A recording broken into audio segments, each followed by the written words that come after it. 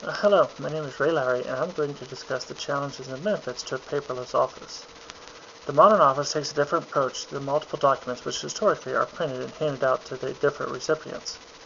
With the digital age, paper is becoming more of a personal desire than an actual need. People like to have the things that they can hold on to and look at rather than looking at a computer screen. Many feel the need for paper even though the same information comes in a digital form. To make an office truly paperless, we will have to overcome the sensory need that paper seems to fulfill. With paper so readily abundant, we sometimes forget the process it takes to get that paper to the shelf.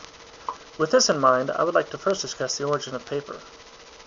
According to ecology.com, the Egyptians invented the first paper-like substance over 6,000 years ago.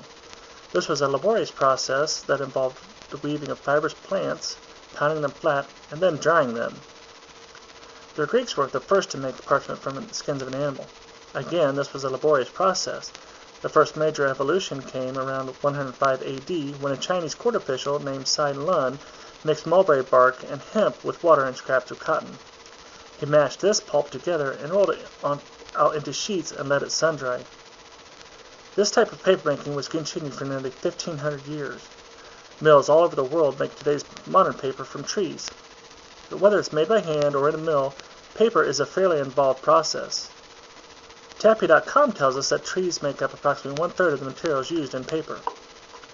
Besides automation, there have not been any progress in the development of paper. Trees are cut down, debarked, either chemically or mechanically separated, turned into pulp. The pulp is bonded together, bleached, pressed, and dried. An estimated 2 tons of hardwood is needed to make 1,000 to 2,000 pounds of paper. And this really doesn't mean anything unless we can put it into a context we can use. The real thing that we have to look at is how much paper an office actually uses. A typical office will have presentations, memos, and any number of products that they put out in paper form. Many times a created document will be duplicated numerous times. If a handbook takes 10 pages, it is reasonable to assume that it will take at least 20 pages because it will have to be reproduced for at least one other person. Larger companies will reproduce these handbooks hundreds of times. The chart shows that the United States Census Bureau reported that there are nearly 7.5 million businesses in the United States alone.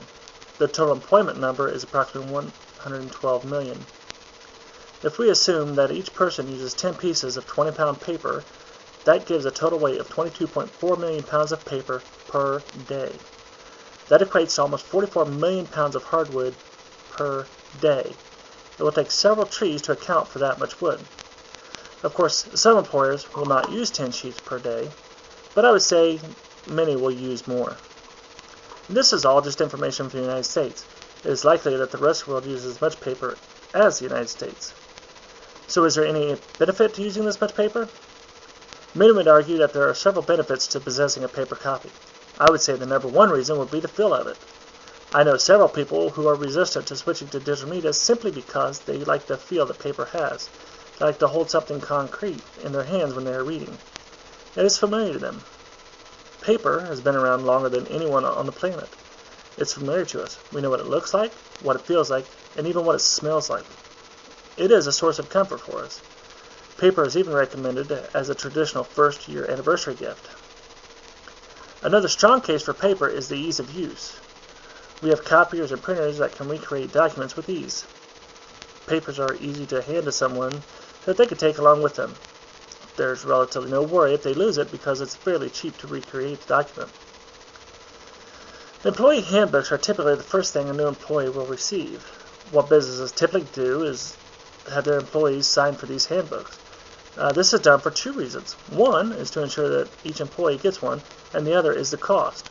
Although they are inexpensive to give out paper copies, the more times you have to give out a document, the more expensive that document gets.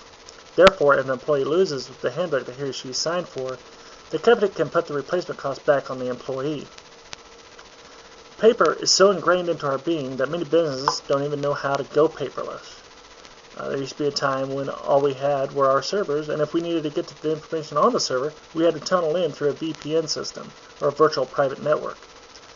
Nowadays, the advent of cloud computing has made the office very portable. We can produce our media digitally, save it to the cloud, and access it anywhere we have a data connection. We can access this data with our cell phones as well as our computers. tablets have burst onto the scene and made it even more desirable to use cloud computing technology. I've been in many meetings where the boss has produced a document and pushed it out to everyone else digitally. It's quick, painless, and does not create any waste. Some of the challenges to a paper office are point of view, while others are concrete. The first concern is people do not see digital media as being important. We give someone a paper copy of a document, it's reasonable to assume that person is going to read it. The same is not necessarily true with a digital document. If we give someone a PDF per se, they will have to get to a computer to read it. More often than not, the digital media device gets put away and forgotten. This is because they're very small and can fit in a pocket rather easily. But as a society, we have to get to the point where we place more emphasis on the document than on the medium. The second challenge we face is keeping up with technology. People will work for a company for several years. It is possible that a person will be with a company long enough that the information that the company gave him or her on that first day will be from an outdated, no longer supported system. This problem does not exist with paper. However, I would assume that over the course of time, processes will change for a company. That company will need to make corrections and send those changes to all their employees anyway. I do not believe it is any more of a hassle to put this information out digitally than it is to print it out. So how do we authenticate a document? Immediately, we can evaluate the source of a document that is handed to us.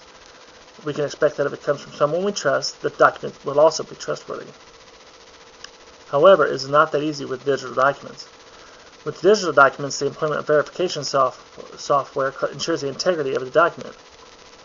Digital signatures will replace the use of the traditional pen signatures.